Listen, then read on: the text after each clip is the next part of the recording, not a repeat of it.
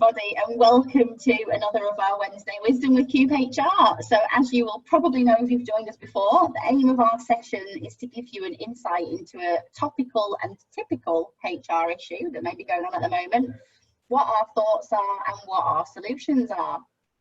Obviously, we hope you can come along every week. See some familiar faces that have been coming week in, week out, so that's great. But obviously now you're registered, you can join us every week or any week. As Lisa's already mentioned, we have muted you all just for the first part of the session.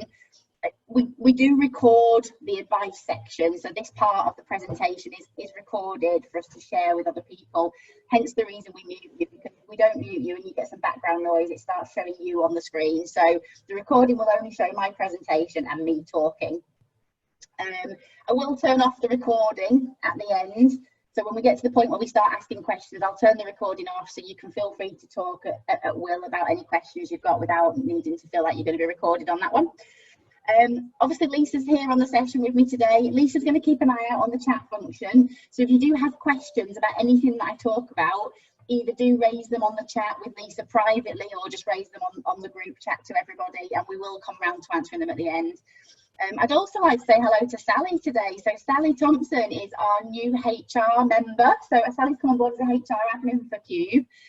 She only started on Monday, so we're sort of giving her a baptism of fire and throwing her into the deep end with everything. So yeah, you will probably see and speak to Sally at some point throughout the course of the next few weeks.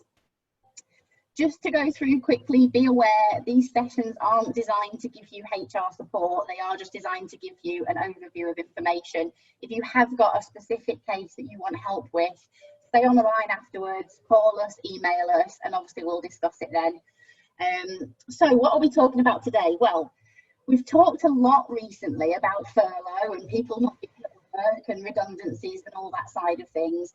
We haven't really touched too much yet on those employees who've been continuing to work throughout the whole of the pandemic, that maybe those employees that they're giving 500% effort to your business right now. They can't take time off because you're so busy. You know, they're watching all their friends sat at home on furlough getting paid for not working and thinking, well, what am I doing? I'm dog tired and I'm still working. I'm not getting much out of this. So this session's going to look at supporting those people. We're going to explore sort of what burnout is and what the sort of signs and symptoms are to look out for burnout, how you can then support those employees that might be suffering, and then things like some hints and tips about how you can reward and recognise all those hard-working employees going forward. So firstly, what exactly is burnout? Well, the original definition is, this is in quotes, the extinction of motivation or incentive, especially where one's devotion to a cause or relationship fails to produce the desired results.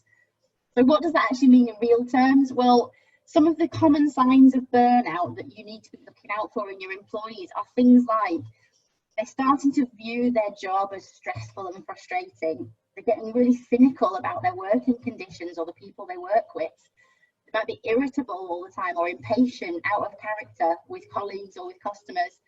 They have difficulty concentrating. They're emotionally distancing themselves from people at work. So where they might have been, you know, really effusive with people before, they're actually just backing off and not getting involved. They feel numb about their work. They're suffering from frequent headaches, stomach aches, and intestinal issues. They feel constantly drained or tired all the time. They're just lacking any energy to do anything. They feel generally unable to cope.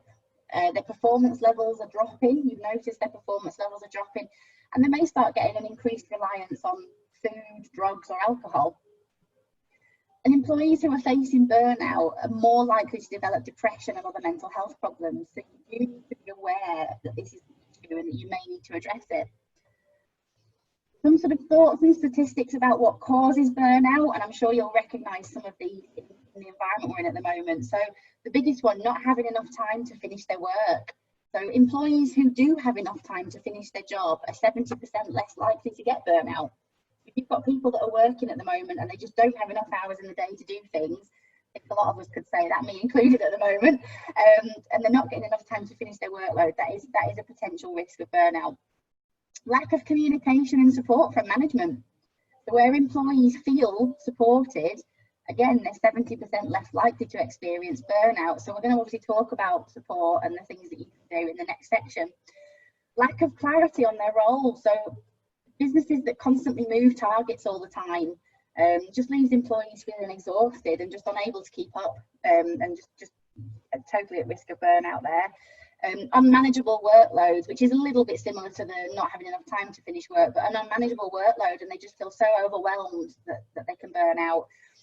And also unfair treatment, so employees who feel like they're being unfairly treated by their management team for whatever reason are 2.3 times more likely, apparently, to experience burnout. So obviously, in the way we are at today, I mean, things like not having enough time to finish workload and possibly lack of communication could be some really key triggers there for team members that are working hard. So we've identified our employees that might be at risk or that are showing signs of burnout. And what do we need to do about that? What do we do next? So the simple solutions, things like them taking a holiday, might not actually be possible just now. A lot of our clients who haven't furloughed staff are telling us how hard their staff are working. They're telling us how much they're taking on and that they're going above and beyond. And there's some really nice stories coming out. And it's just not possible for them to take time off right now. So the first step, it's that magic C word that we always talk about again. So open that line of communication with them, ask them how they're doing and take the time to listen to them. When we're busy, as we all have been recently, employees can feel like they can't approach you for help and support because they feel like they're being a burden, that you haven't got time either, you're really busy. So why would you want to take time out of your day to listen to them? So really need to make sure you remain open to conversations with them. You know, avoid burdening them by saying things like, oh, I'm so busy, I haven't got time to do anything, I haven't got time to stop, I haven't got time to eat. Because by putting that message out to them, you're telling them, I haven't got time for you either. And you don't want them to start thinking they cannot come and talk to you. And if they do approach you with a problem or a difficulty, set some time aside to talk to them. It's really hard at the moment when you're doing a lot of things virtually and on Zoom to keep your attention on the thing you're doing. I've really struggled with it. I've got WhatsApps pinging at me and emails pinging at me and my phone's going off, and I'm trying to retain like concentration on what I'm doing on my Zoom meetings. So set aside some time to talk to them, whether that's virtually or in the office. Turn your phone off, stop looking at your emails, no interruptions, just set some time aside to listen to them. Have a chat with them about their job role. So what exactly is it about their work that maybe is making them feel stressed, that's maybe getting them to that point of burnout? Is it the volume of their workload? Is it that their task list just keeps growing and growing and they're never checking anything off of it because they just haven't got the time? Is it that they've not been taking their breaks? They've not been taking the proper rest breaks because they've felt so busy they've not actually walked away from their job for 10 minutes to go get a brew or whatever. You know, what have they got going on at home maybe that's contributing to that stress level? You know, it's not just what they're doing at work for you. They've probably got stuff going on in their home life as well, especially if they've got kids and they've been trying to homeschool and this, that, and the next thing. So exploring ways that you can actually help them. I mean, it's not going to always be possible for you to reduce that workload for them. But, you know, if you've got some employees on furlough, do you need to start bringing more of the team back now? You know, now that workload's increased, are you needing to bring some people back into work that you didn't maybe think you needed at the moment?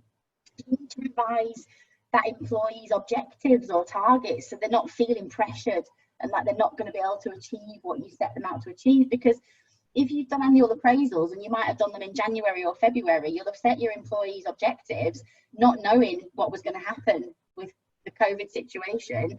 So you need to reassess those so they're not feeling like, oh, I'm never going to hit that objective this year, I just can't possibly get there. And also talk to them about self-care. So are they eating healthily? Do they get exercise? Are they sleeping? You know, what are they doing to take care of themselves when they're at home?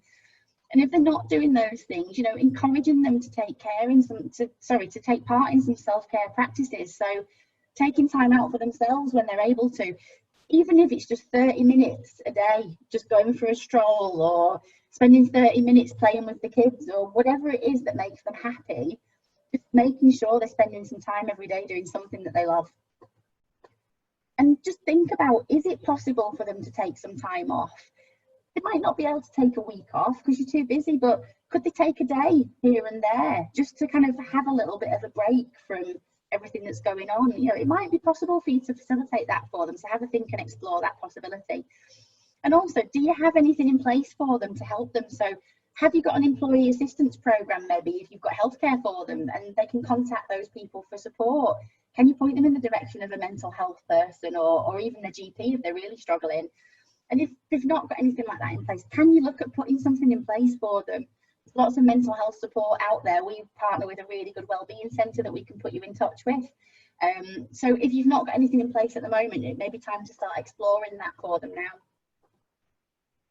And lastly, moving on to kind of the recognising their hard work. So it's so hard when things are busy to remember to stop and say thank you to people. And as I've just said before, we've had some amazing stories of employees that have gone above and beyond for their employers throughout all of this. It's really important to acknowledge and reward those hardworking employees. And that doesn't have to be a financial reward, because obviously everyone's worried about money at the moment. Even businesses that have been operating still might not necessarily have funds to throw away. It doesn't have to cost you anything, but a little bit of your time maybe. But I've put together a few ideas that you could think about trying for them. So you could maybe arrange an experience. So it could be something like a virtual experience, like a virtual cooking lesson, or you could arrange a physical challenge or something for them that's important to them.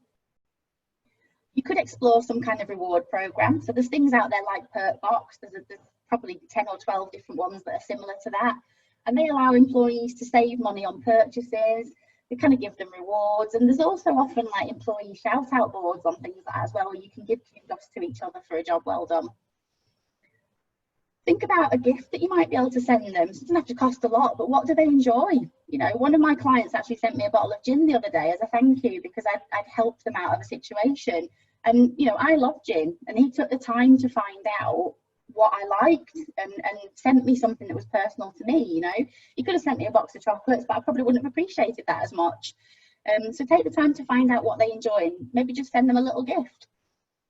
And something like a handwritten thank you card. So the power of just sending a simple thank you, a little handwritten note to say, just want you to know we totally appreciate everything that you've been doing for us. You know, yeah, some people might not appreciate that, but actually a lot of people, just the fact that you took the effort to say thank you to them will be really important to them.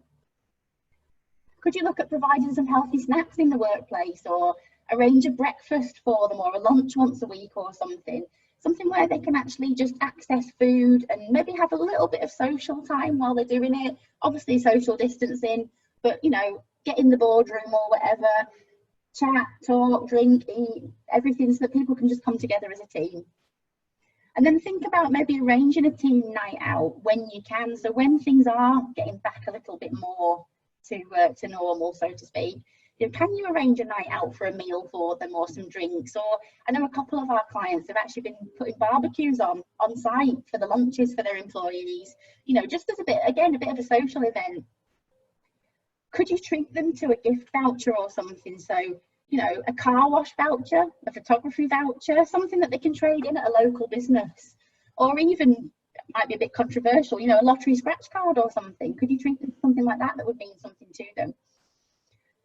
How about recording a thank you video and then sharing it with the team? So recording some kind words for that person or the group of people that you actually want to thank.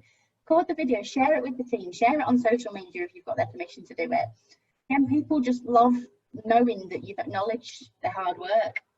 And using notice boards and any other methods of communication that you have, shout about every achievement that people do. Potentially this might be a hard one at the moment, but could you offer them some time out to pursue a hobby or volunteer for a charity? It doesn't have to be a lot of time. It could just be an hour or so once a month out of their day where they're still getting paid to work, but they're just going out and doing something for themselves, or they're going volunteering for a local charity that's close to their heart, something like that. Put in something fun in the office. So one of our clients has got a pool table and a table tennis table actually in their sort of social area of their office. And it's really engaging for the team to come together and kind of play games and stuff around that. So could you put something fun in the office to encourage people to socialise?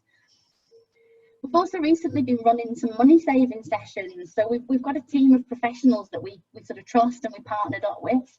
And we've been holding some free sessions with some of our clients where the employees can access advice about how to save money on their utility bills, how to save money on their mortgage, things like wills and power of attorney, how to save money on finances, what sort of pension do they need, and a few other bits and pieces. So we can set up a money saving session for your employees as part of what we do for you.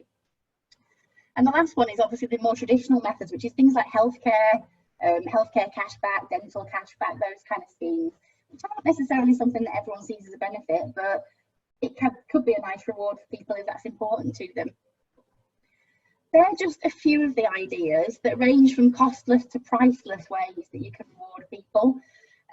Ultimately, rewards are a really personal thing, and what works for one person doesn't always work for another. So I hope you all know your teams well enough to know what they do and don't like, but if you don't, well, then you need to start getting to know that. We do have some reward and recognition surveys and questionnaires that we can share with you if you want them, which will help you sort of drill down into what your team actually wants. So if you do need our help with that, please do ask. And I'm going to stop waffling on now and see whether we've got any questions.